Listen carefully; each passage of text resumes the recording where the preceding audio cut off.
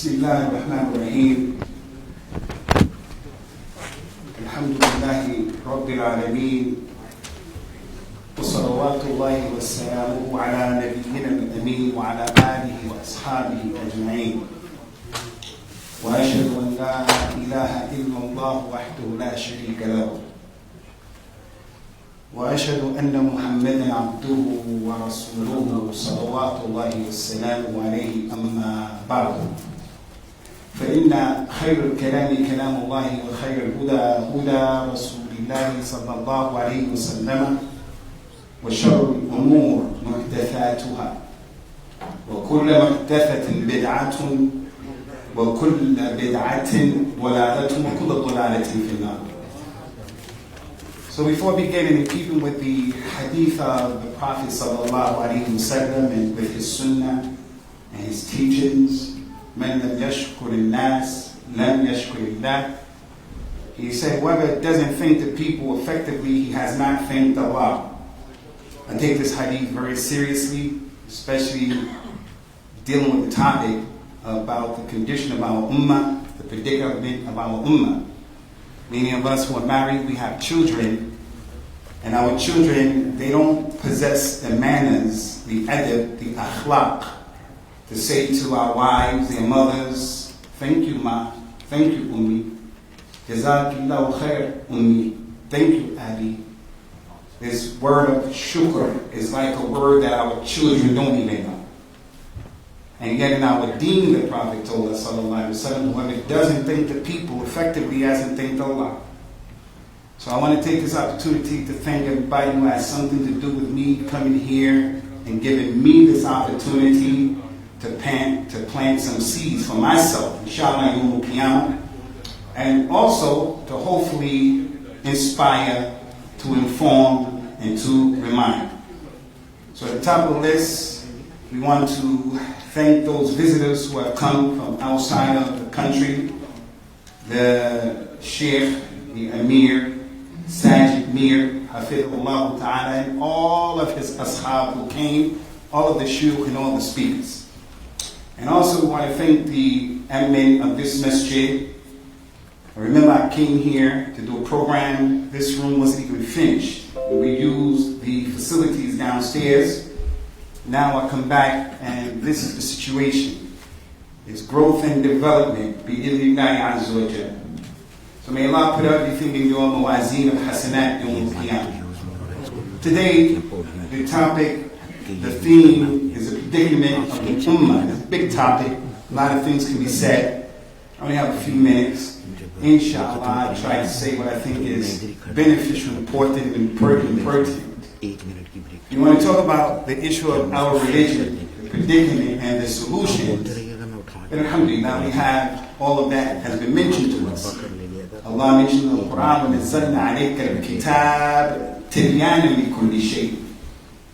I revealed to you, Ya Muhammad, this Quran, and it explains everything you need to know. The solution for everything is there.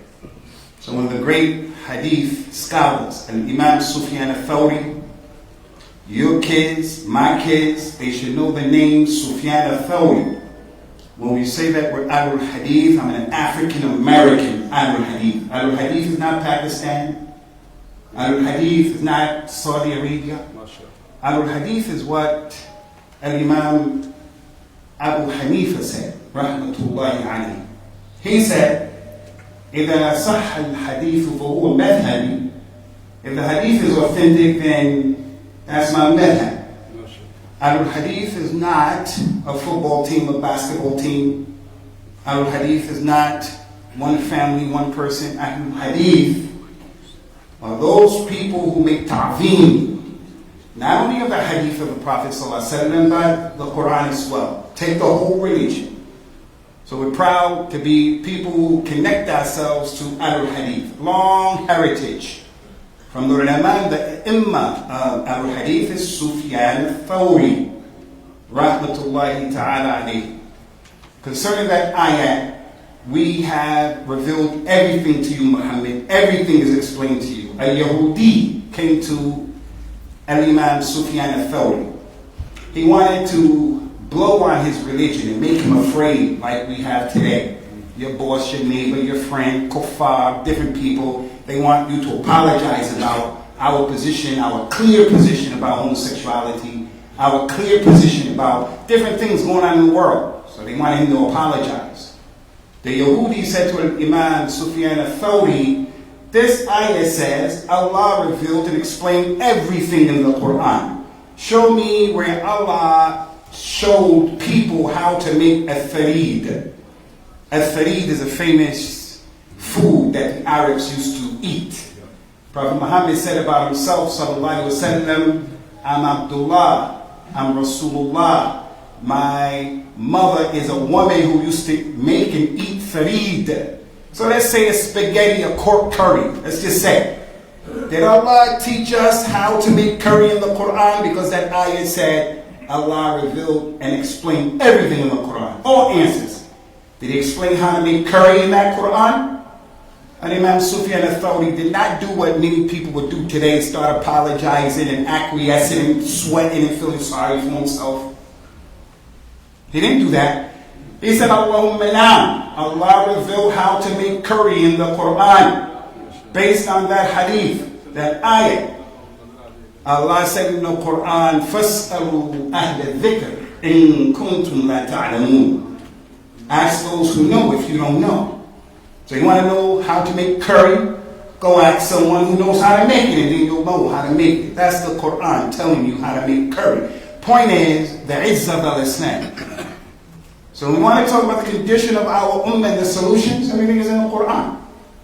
Rasulullah, our Nabi, our Rasul al-Mukhtar, Mustafa, sallallahu alayhi wa sallam, he explained everything that we're dealing with right now. There's nothing new under the sun concerning what we're dealing with.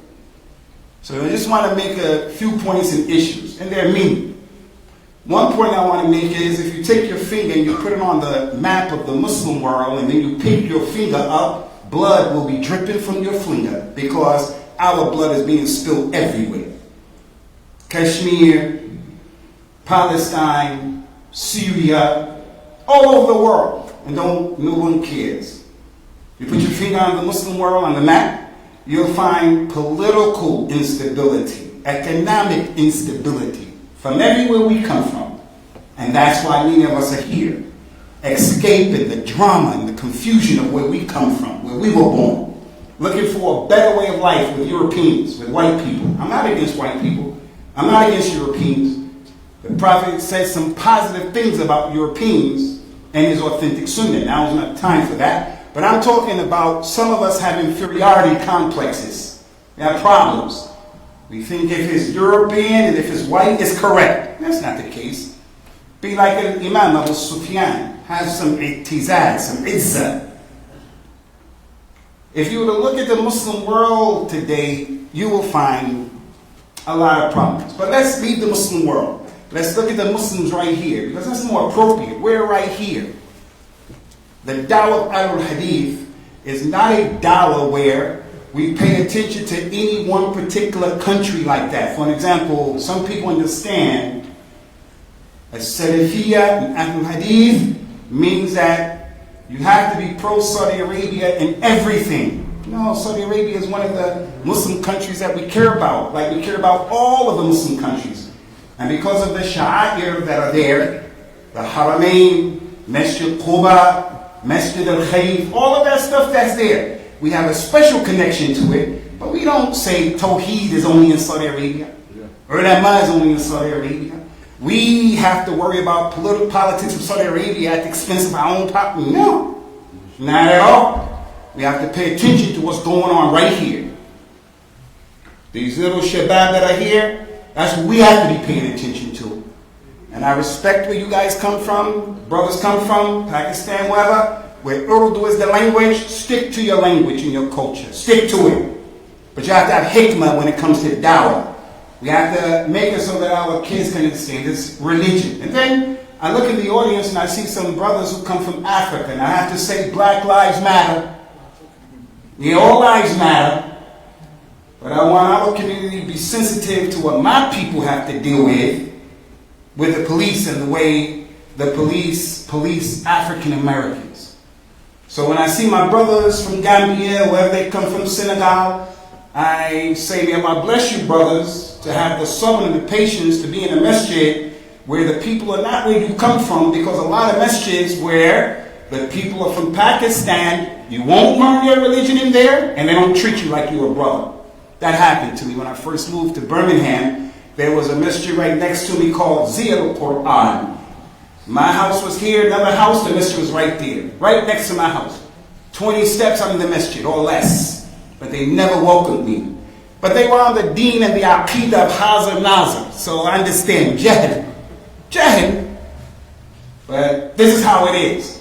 That this masjid should welcome any and everybody who's not from where we come from, because as Allah mentioned, إِنَّمَا الْأَعْمَالُ إِنَّمَا الْمُؤْمِنُونَ إِخْوَةٌ, we're all brothers.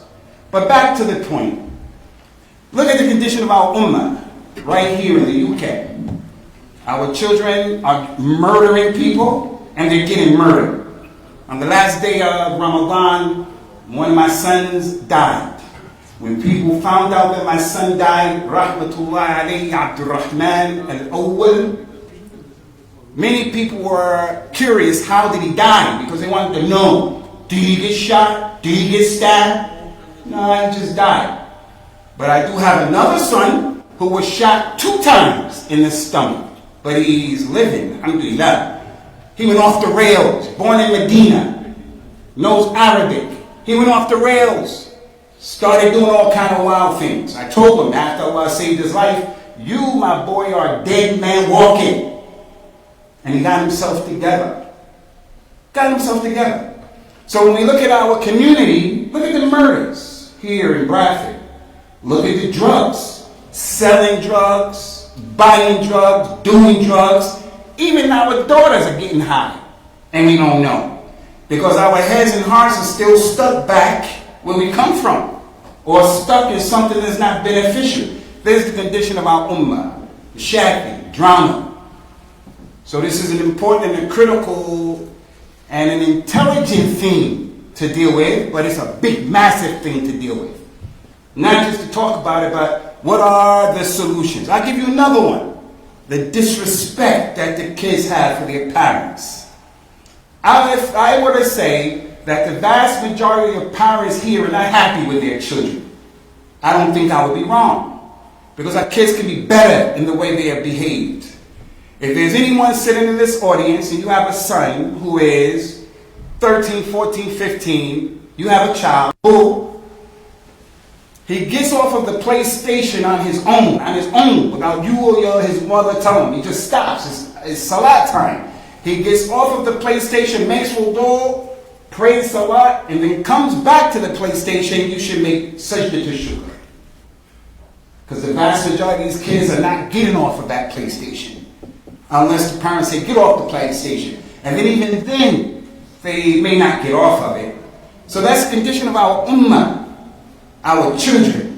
Some of us hate our children. I went to London Thursday to take care of something. The brother I was riding with, he started opening up to me. He told me, I wish my son would die. 20 years old, because this boy is an embarrassment to him. He is not alone in that story.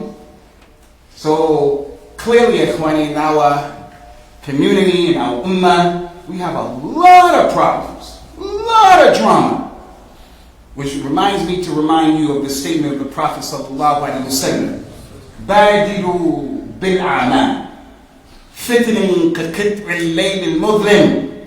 Hurry up, Muslim, and do righteous deeds. Stop lollygagging. Stop BSing. Stop playing around. Hurry up and do the good deeds. Because the fitna is about to come, and the fitna is going to be like a very dark night. It's going to be fitna, and it's going to be like waves.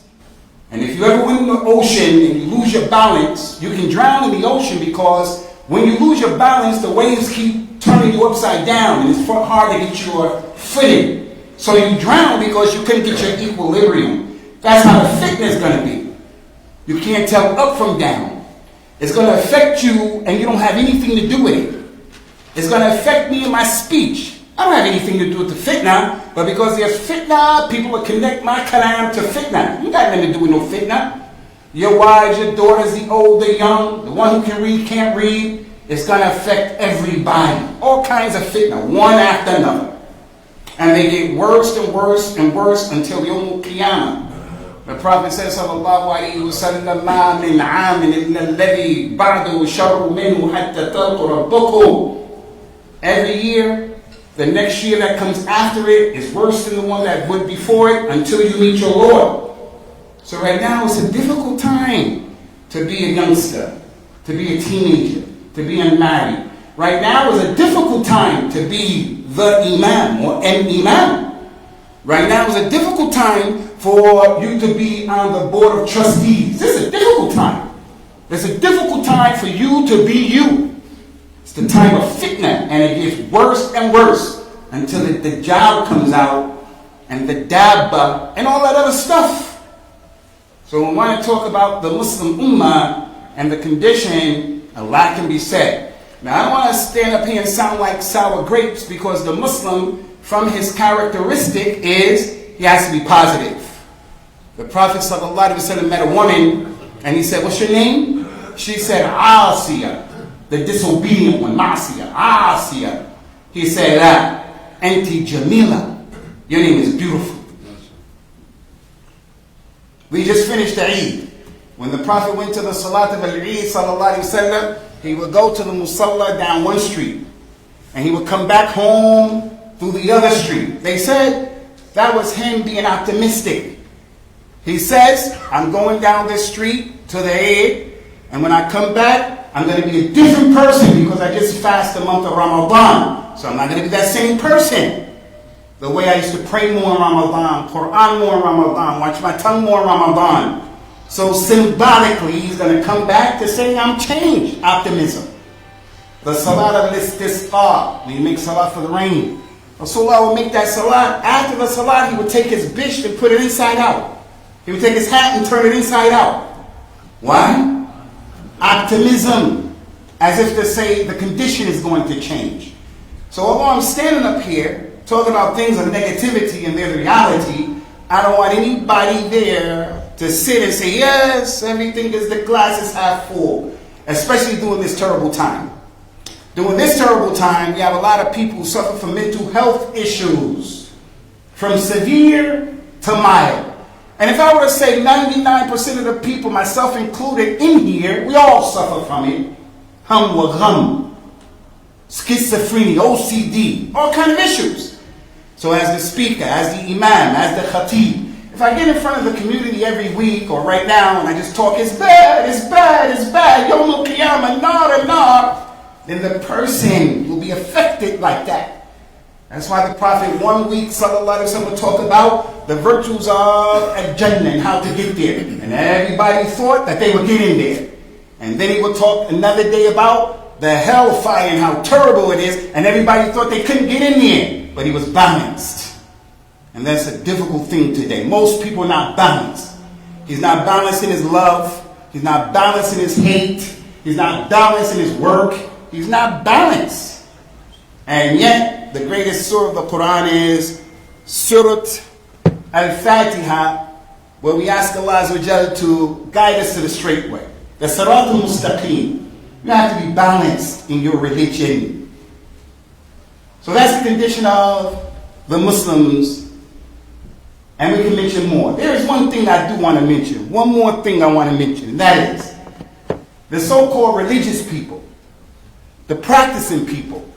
Whether they are Salafi, Brawi, Deobandi, Ikhwani, Sufi, with all of these jama'at that we have. All of them. Salafi as well. Nothing in Islam where there are a group of people, Salafi, and we have to listen to 2, 3, one imam, one sheikh. No. We cooperate with Al-Hadith and with different organizations for Al-Islam. But I don't give no bay'ah, and I don't give allegiance to any group. I'll be with Green Lane Masjid, because Allah said in the Quran, وَتَعَاوَنُوا عَلَى الْبِرِّ وَالتَّقْوَى. Cooperate with each other. But if Green Lane Masjid does something wrong, I won't come to the minbar and say, "They did wrong." I'm going to go behind the door and advise them. But as it relates to religious people and the problem of our ummah, Religious people from all of these groups are supposed to be the best. Our ummah is supposed to be the best. Kuntum khayra ummatin ukhrijat linnas. That's for these kuffar. But are we the best people for these kuffar? Are we showing them the reality of Islam? Believe that. The jama'at, the religious people. If you were to look at the religious people, you will see we are some of the worst behaved people. From all of these jama'at, from all of them, we are some of the most misbehaved. So much mess with us. The brother does something to me that I don't like, and I don't realize as a practicing person, I can't solve the problem just anyway. The Quran, the Sunnah showed me how to solve the problem. But I become emotional and I solve the problem anyway. No, not like that. We are having some guests who are coming to us from America. One brother's name is Uthman Farouk. He's from Afghanistan originally. Another African-American brother has a master's degree from Medina, Mufti Munir. Before they came, it was the religious people of the Sunnah who started saying, don't go, don't go, don't warn against these brothers. And then you ask, what are you warning about? It just has nothing to do with except personalities, that's it.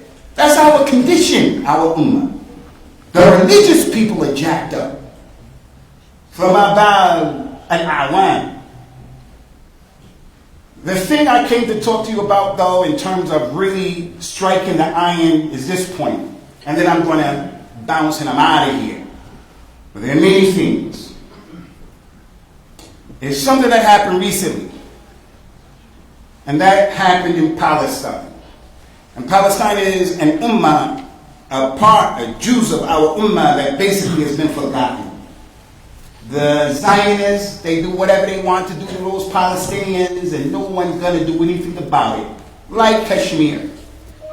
But I'm choosing Palestine because it's from the Ard al-Muqaddasa. It's the sacred place. It's better than Kashmir. Because of the Masjid al-Aqsa. And it's the place of the prophets and the messengers. Salawatullahi wa salamu alayhim. And it's the place where the Prophet used to tell people about his virtues.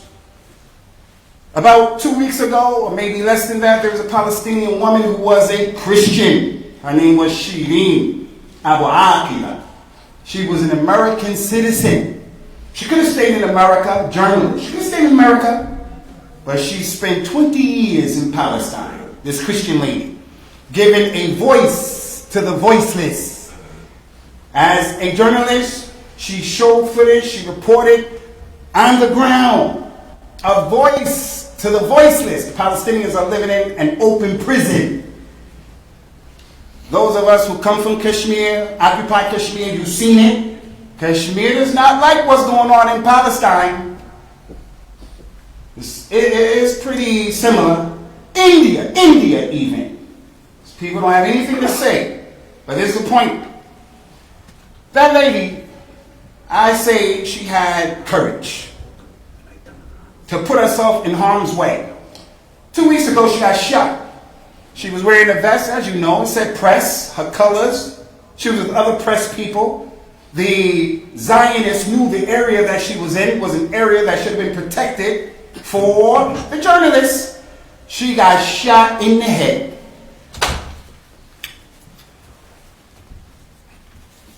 There's nothing strange about that. You put yourself in harm's way, you can catch a bullet.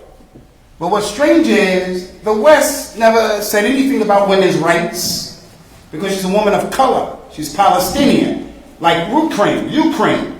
They were encouraging British people to go to Ukraine, and I don't want to get this message afraid. Oh, he's talking about politics.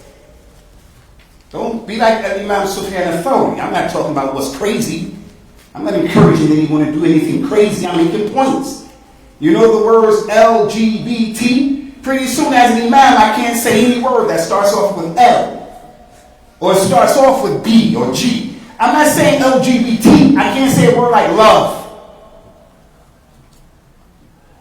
That's how it's getting. So I don't want the masjid and admin to feel worried. I'm not crazy. I don't make khuruj, nor do I want problems for the Muslims. But I'm making a point.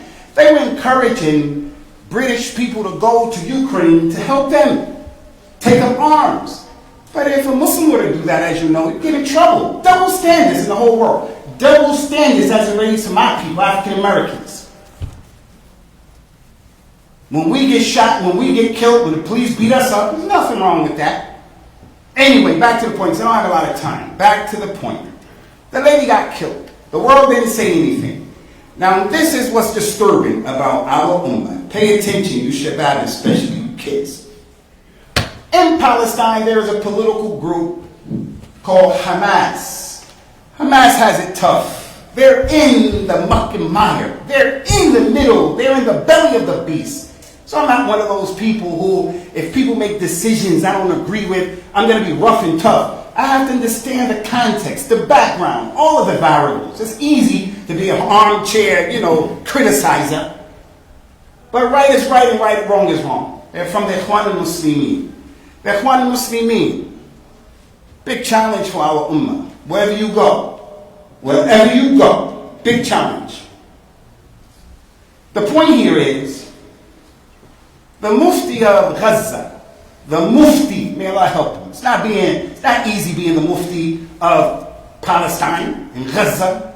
When that lady was killed, and this is the point, the Mufti who gets fatwa says that lady is in Al-Jannah. She's a Christian. He says she's in Al-Jannah.